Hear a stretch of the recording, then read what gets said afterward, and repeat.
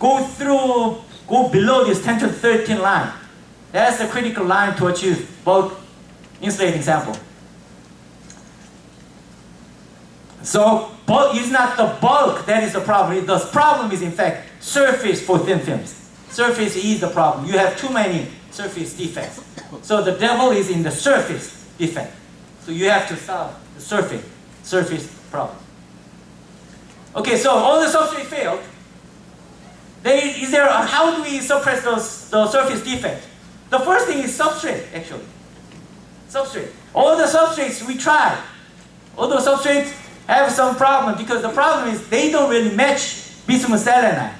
The only material that matches bismuth selenide in structurally, chemically, in every sense, is the only known material is indium selenide. That is the only material.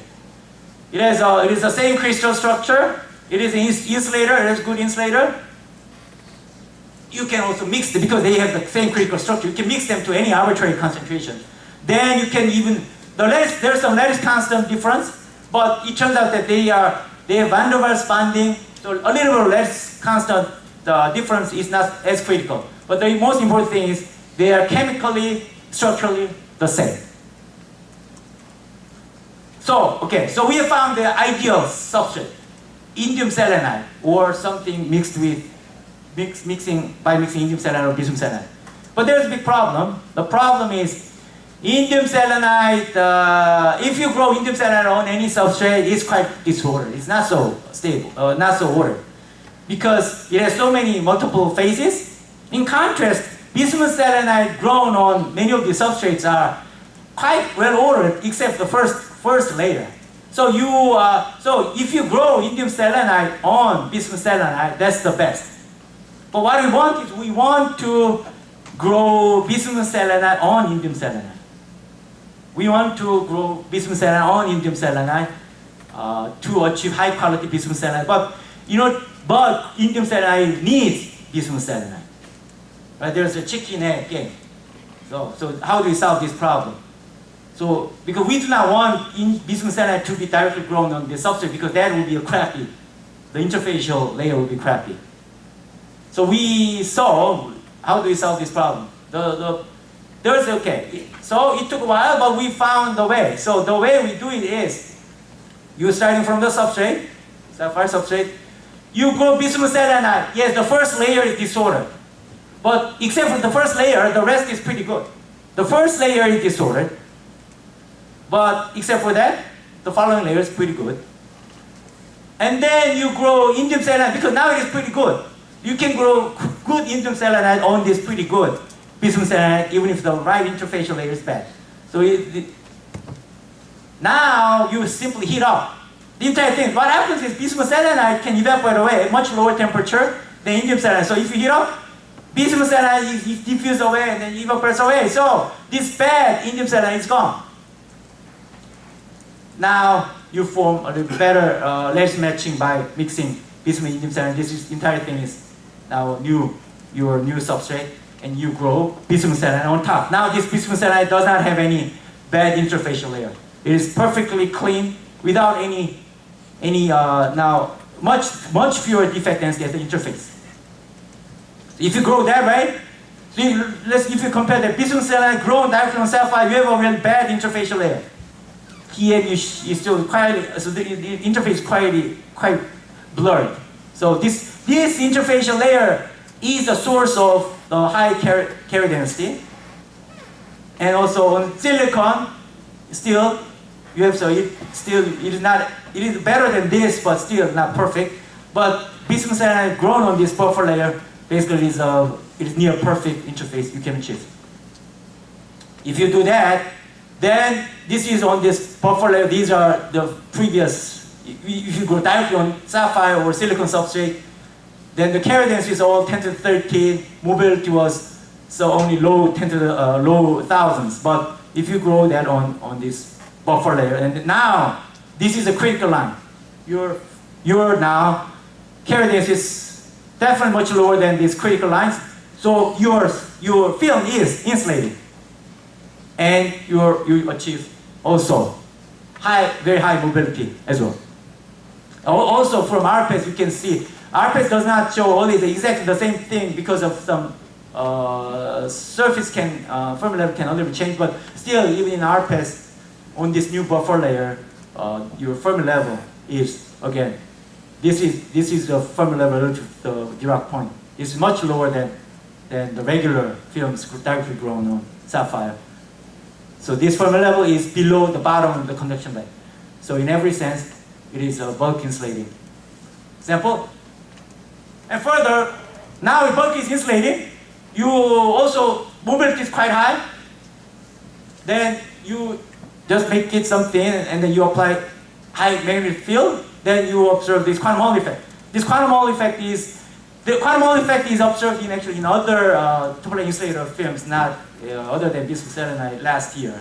But on bismuth selenide, this is the first time. That is because bismuth selenide always has a strong tendency to become highly N-type doped. So it was impossible to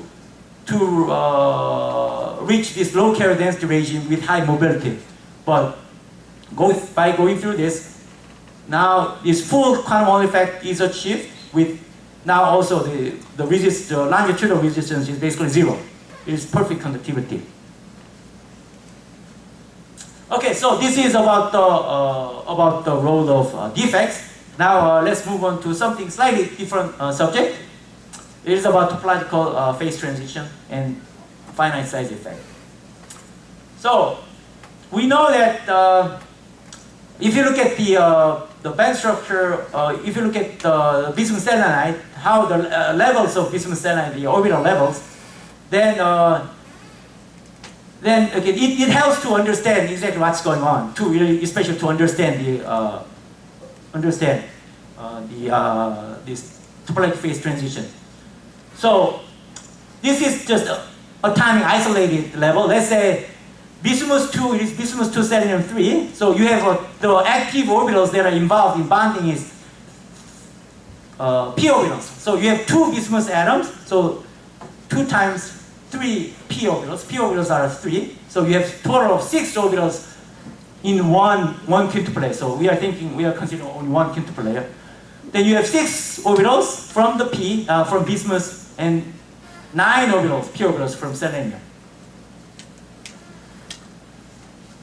And then then they bond, and then crystal field effect, and with this spin-orbit coupling, that's the final. In the end, you have these 2 levels that are contributing to that governs the whole band structure. So this spin-orbit. So the reason in the last stage, the reason this band inversion occurs is because of spin-orbit coupling strength. So because of spin-orbit coupling strength, the band inverts. So this is sort of band inversion process as a function of spin-orbit coupling. That's the real that's with all the spin-orbit coupling considered and the level for band level for bismuth selenide. But as we have discussed earlier, the bismuth selenide and indium selenide shares the same crystal structure, but indium selenide is a regular insulator. So if you mix them, then the spin-orbit coupling strength decreases. You can have the topological insulator can become band insulator, and you can go through this topological phase transition. So okay, as expected, you have surface band, but as you add indium, the surface band disappears, and then now you have regularity without the surface band that opens up. So the transition occurs around 3 to 7% of indium. So this is topological insulator, and this is trivial or non-topological insulator. Okay, but that's okay. So in order to really get a little bit better understanding, you can sort of do the simulation. Then it gives a little bit better view exactly on what's happening. So let me do this. Okay. So this is blue is bismuth, red is selenium. There's band inversion, but now we are decreasing spin-orbit coupling strength. So there's band inversion, but as spin-orbit coupling is decreasing, then the band gap is getting smaller, smaller, smaller, and then it emits and it opens without the surface band. So you can see, this is a surface band, and the regular, this bulk, non-inverted, de-inverted band, the gap opens up with beyond a certain critical spinor strength. But that is true only for infinitely thick samples. Because if the samples are finite in thickness, what happens is as you approach this critical point, your surface state becomes, thickness of your effective surface state becomes wider and wider. So you have overlap. So you have this is top surface, bottom surface, and then they overlap with each other. Then you have actually, that picture actually breaks down. So this is another simulation with for 10 quintuple layer case. So you can see, you can count the number of 1, 2, 3, 4, 5, 6, 7, 8, 9 or 10. 10, something like 10 quintuple layer. Then it's finite thickness. Then if you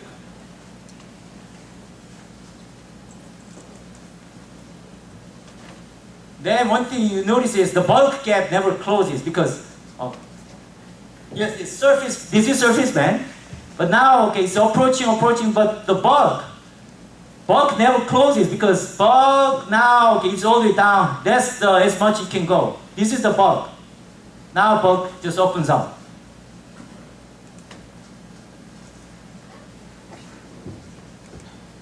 Okay, so the important thing is for finite size samples, because of the finite size effect, if it's infinitely thick samples, then this the bulk gap, this is bulk gap closes and opens if it's infinitely thick. But if it is finite, then bulk gap never closes and simply it just opens up without really completely closing. So that's the important message. And another thing is also another really side effect we can learn from this is also this topological protection actually is not effective at infinite. If the samples are thin, then you have a gap at the Dirac point. So the topological protection itself is not valid also anymore. Then so this is how topological phase transition occurs.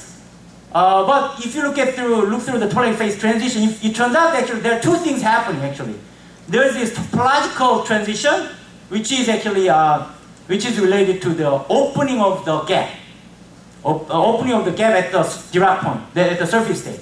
So surface state, if the surface has a gap opening, then that becomes normal insulator, topologically normal. But the other thing is there's metal insulator transition. These two happens together, but in ideal case, these two happens at the same time. If it is ideal case, we have a surface state at the Dirac point. Then this could be considered as a spin-orbit coupling, inverse spin-orbit coupling strength, but it's the indium concentration. So this is thickness. So as you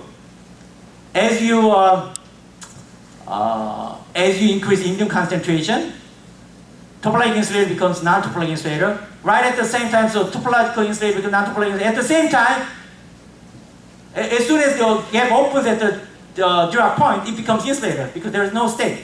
So this topological transition is the same as metal insulator transition in the ideal case. But in reality, in regular samples, the Fermi level is so high. So high, it's above in the bottom of the conduction band. So in reality, what happens is you have topological transition by forming a gap at the Dirac point in the surface state, but the system remains metallic. So there's no metal insulator transition. Just metal, it is also metal. So there's no metal insulator transition. But if you lower your Fermi level into the band gap of the bulk band gap, then you can now observe metal insulator transition. So you have first you have gap forming at the Dirac point, and if you keep increasing more, then eventually, if the gap opening goes above your Fermi level, then you eventually that becomes insulator. So you can, basically there are two transitions happening separately. So that's how you can probe this metal insulator transition through actual resistance versus temperature measurement. You can probe the metal insulator transition. So you can keep track of these lines. So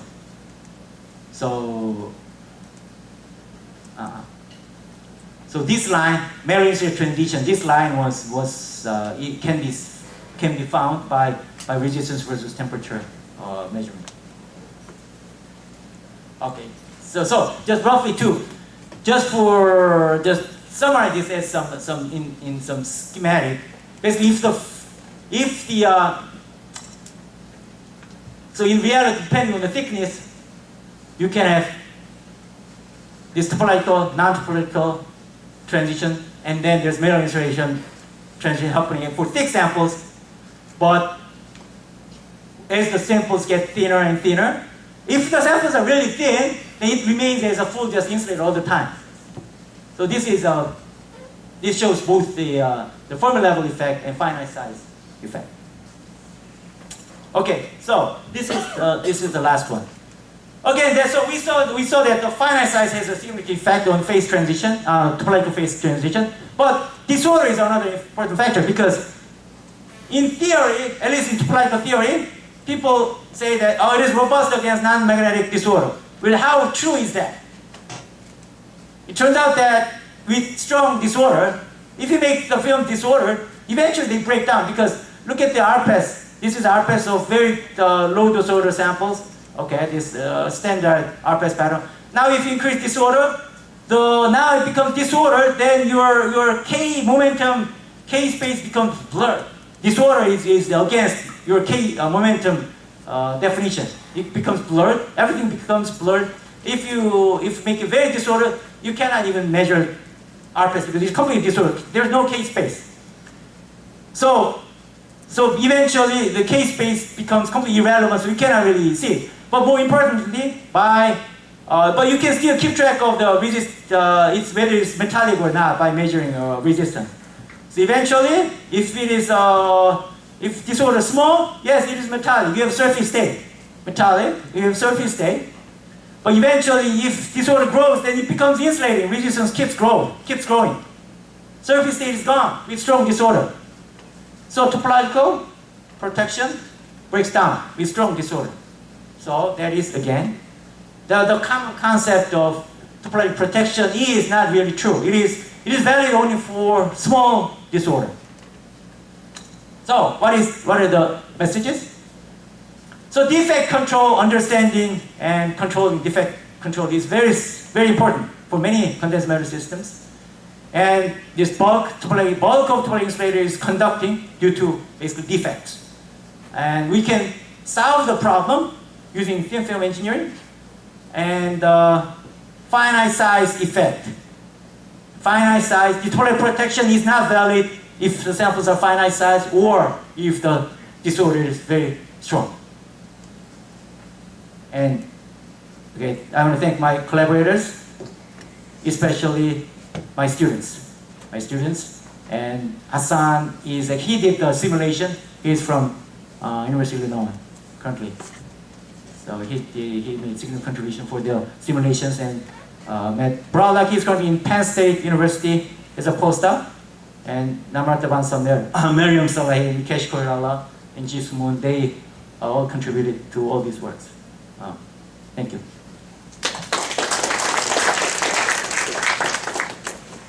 Okay, so we have some time for questions. Yeah. Professor Oh, thank you for your wonderful speech. As far as I know from the paper you published in Narrator, you don't measure the SDH acceleration in your high mobility sample, right? Yes. Do you think what is the reason, and are there some method to make your high mobility sample to show SDH acceleration? So what is the last? Are there some methods to? Okay. Yeah. Okay. Let me. Currently, some people believe that samples that, I'm not sure why it is true or not, but some people believe that those samples that show the quantum Hall effect should not exhibit SDH oscillation. Some people believe that, but I don't see why, but some people claim, because so far all the samples that showed quantum Hall effect didn't show any SDH oscillations, but we do not know exactly why. But my interpretation is why we tried to measure it, but we couldn't measure it. There's no oscillation. Because I think it's when the carrier density is very low, when carrier density is very low, if you have any kind of inhomogeneity, then SDH oscillation can have, because SDH oscillation frequency is directly determine the carrier density. So if your carrier density of a little high, a little low, here and there, then you can have different phases of this oscillation. Then different phases can cancel each other. So if you have to have really perfect uniform carrier density in order to have SDH oscillation. Otherwise, if you have a little variation, that kills your SDH oscillation. So that could be maybe the reason why we and any other people observe any SDH oscillations.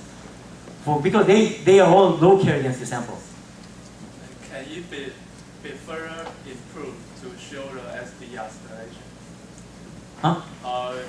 By someone measuring this, can you make your high mobility sample to show SDH oscillation? No. So basically, so SDH oscillation is not observable. Oh yeah.